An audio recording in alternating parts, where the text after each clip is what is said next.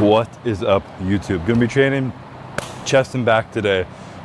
Just some hypertrophy again. I'm going into like a phase of training where I'm gonna be focused a lot more on back into the athletic stuff. I just did a bunch of it, and then in the gap in between, I'm doing a little bit of hypertrophy because it's fun. Rebuilt a little bit of strength for a week or so, and then bounce back into programming. And I'm gonna be spending some time with Justin, hopefully like 3 to 4 weeks coming up here. So I wanna be in a place where we can really maximize on that, because being with a trainer, having a trainer more on top of your stuff when you're trying to get a specific result is just like a cheat code to making more progress. So that being said, I'm gonna be starting with supersetting dumbbell press, neutral grip. This is still just feels so much better for me in my shoulders. And when I don't do this now, my shoulders almost feel worse. So it actually helps my shoulders. Whereas before, when I used to be more like over the top, knuckle straight and pressing like wide elbows, fucked up my shoulders. Neutral grip, I get deeper and it makes my shoulders feel better. I can just like feel a stretch and strengthening in that stretch position. Then I'm gonna go flip to the opposite of that. I'm gonna do pull-ups. This is another thing where it's like very skill-based. So doing pull-downs does not make you better at pull-ups. Trust me, I used to be able to pull down the whole machine. I could do like 5 pull-ups maybe. So I'm trying to do those consistently now, really trying to pull all the way up to the top. So where you get this squeeze right here, super good for your shoulders to be able to have that full range of motion. So I'm gonna try and move some heavy weight here. My body fat is heavy as fuck on that thing. My fat ass is heavy there, so I don't need to add any weight. And we're gonna have a nice day. It's hot, I'm wearing a long sleeve for no reason. It's a beautiful day.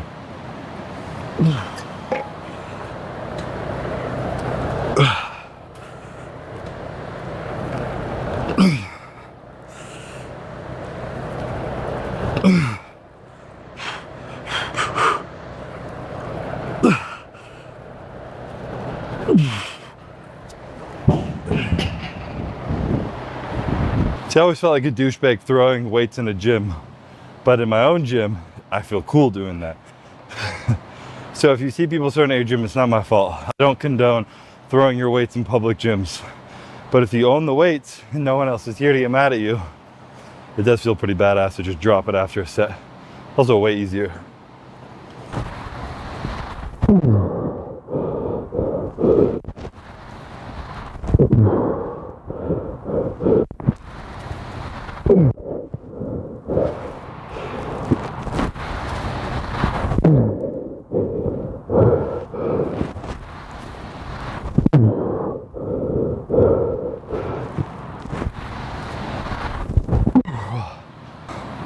I think I have 10 reps.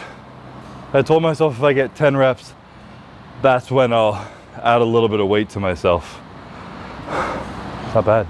I exhaust quick on this, but because it's body weight, I feel like I get used to just like doing body weight all the time, and it's always been heavy for me. But like, unless I'm changing the stimulus excessively enough for my body to respond differently, like if I was doing sets of 3 to 4 because I had like 50 pounds attached to me, my body would probably progress at this point faster because I've already adapted to what my load is. So I feel like hitting 10 now is at the point where maybe I'll try a couple reps with a little bit of weight next time, and I can drop the weight and keep going. But next time I do these, I'll start when I'm fresh with a little bit of weight.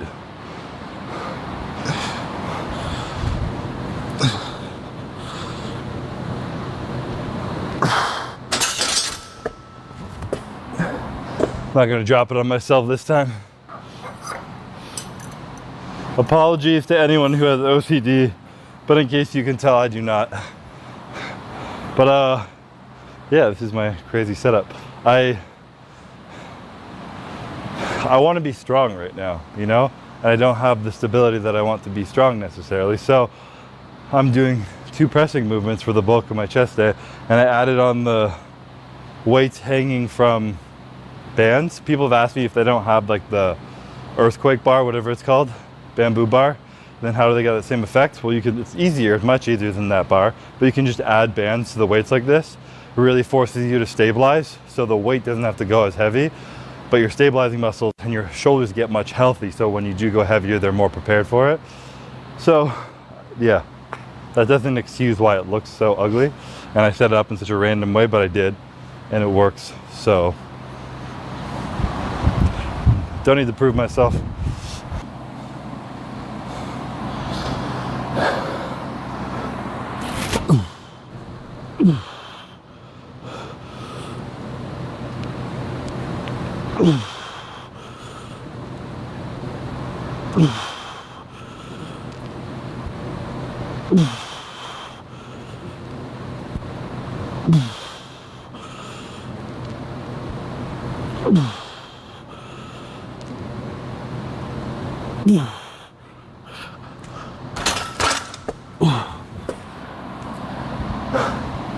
This would suck to drop on myself by accidentally.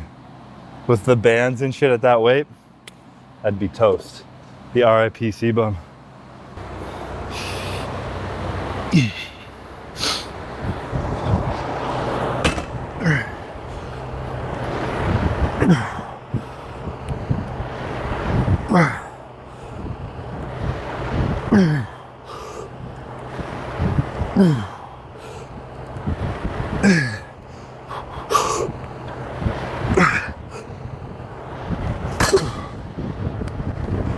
These were one of the staples back movements that I loved doing when I was prepping for Olympias. Chest supported dumbbell. It just feels like you can put the chest high or low to get more like rounding the back, scapular protraction, more lat, upper back, depending how you move your elbows. You can just like squeeze right where you want. It feels great.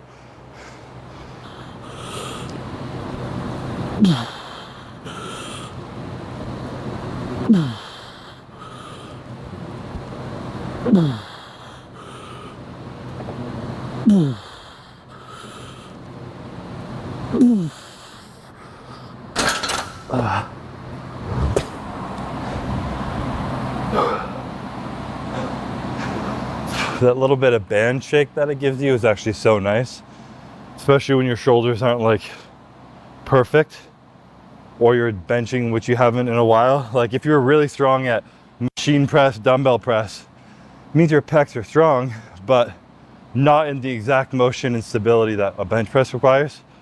So sometimes people will move on to this and hurt themselves because they're stronger than their body's able to. Like the weakest link is what gets injured. So doing something like this forces the weight to come down and trains the weakest link. So when you do go heavy, everything is as strong as it needs to be. So give it a shot, especially if you're someone with little bitch shoulders like Henry. What the fuck? What a stray. The world's full of strays.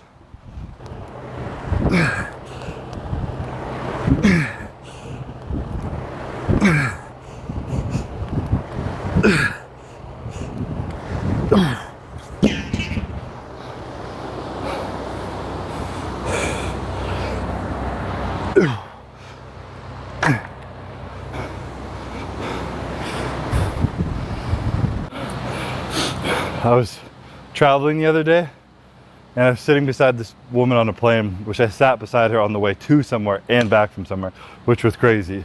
Coincidence.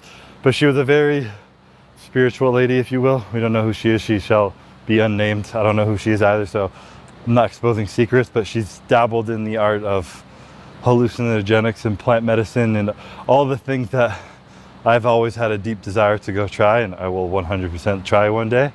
And she was talking about like different experiences with all of them. But the one most insane thing that she said she did was a 3-day darkness silence retreat / fast.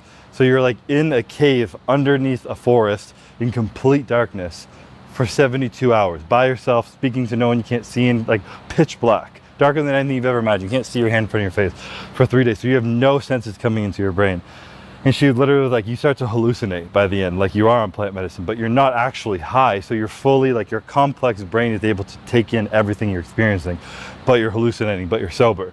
So you're like experiencing this insane thing, but your conscious mind is able to actually soak it all in and like remember it. And I talk a lot about the idea of like doing hard things, about hard things are only hard if they're hard for you. And that was like, that would be hard for anyone in any generation at any time, no matter what, because humans are just not meant to do that. But if there's anything that's like as a whole that is hard for our society to do, it would be that. Even just not looking at a screen for 24 hours is hard for people. Imagine looking at nothing and hearing nothing for 3 days and eating nothing.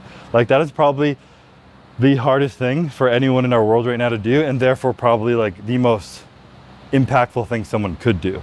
And it just got me thinking, I was like, if what's hurting our world now is overconsumption, too much information, too much visual stimulus from our phone, just so much more that we shouldn't be able to absorb. We'll be the complete opposite end of the spectrum of like crash dieting, if you will. Like you're 400 pounds, okay, well, let's just not eat anything for a year. You know, this is like that equivalent. And I feel like if anyone was like at a point in their life where like everything's falling apart and you just needed one thing to do to have a profound change on you, it would be that. And the fact that I'm even talking about it makes me anxious of thinking of doing it. And that's why I feel like called to do it and why it would be so impactful, because that's the point of doing hard shit. That thing where you're like, oh my God, like I couldn't do that. Like people like, what? That's impossible.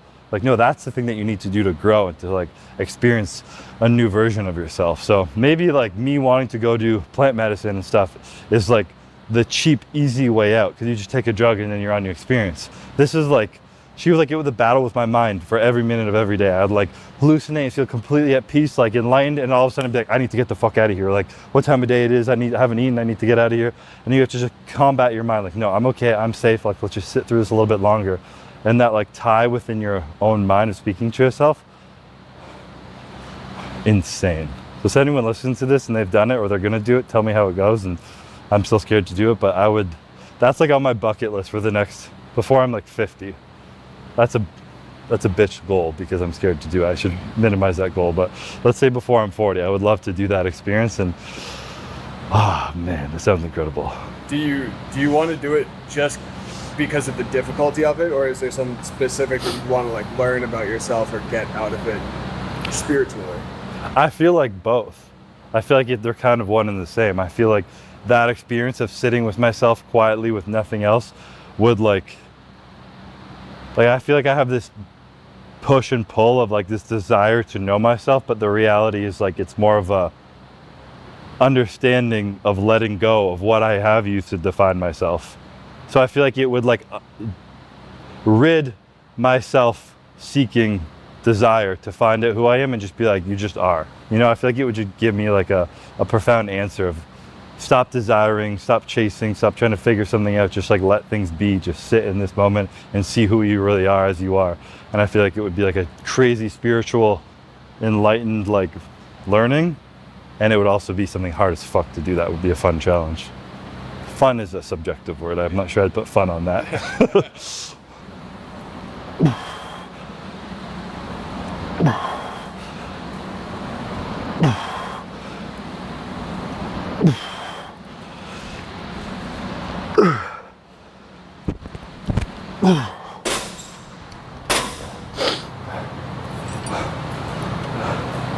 Should probably start with like a camping trip. A camping trip. Like, hey, I'm overstimulated. Let me go put myself in solitary confinement and go crazy. Or just like take a trip to the woods, you know?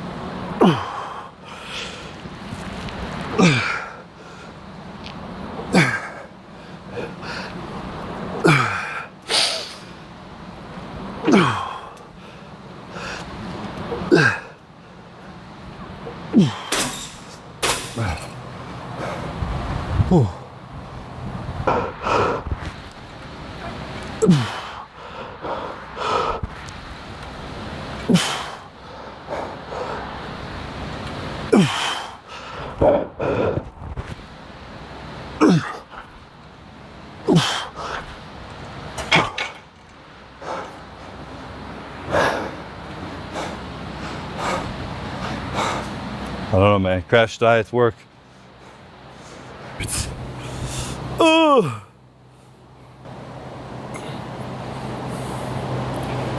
Guess I can't train abs.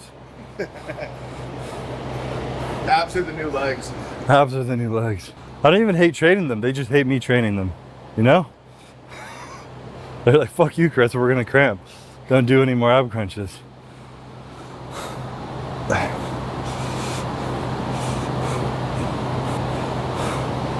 Ooh, damn. I can't, I gotta persevere, you know? Gotta get my summer six pack. P90X. All I care about this summer is having jacked forearms. Forearms? You gotta be able to. The people who can do the flips is what's impressive. Can you flip the 45? Oh shit! That was like a joke. I didn't think I would do that. I'll probably never do that again. Oh! That's crazy. That wasn't bad. Oh yeah, my left hand, no shot. Oh! All right, I'm retired. Let's go home. Can't top that. I just peaked at 31. All right, now I'm fired up. I can do abs without cramping. I believe in myself.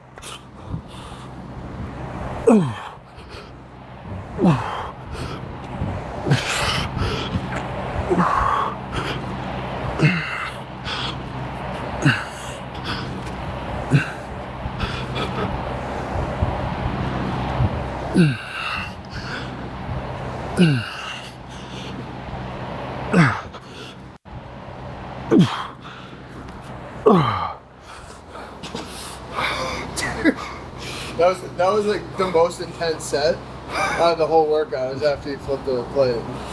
That was pretty fired up, yeah. That was pretty good. Yeah, that was fucking impressive. It's actually a fake weight. I 3D printed that thing. Weighs 2 pounds. All right, well, I think that's about it on this workout. If I ever disappear completely for 72 hours, I'm in a cave. And if I ever come back and I lost my mind, it's because I was just in a cave for 72 hours. So forgive me, but call me enlightened. But yeah, chest and back.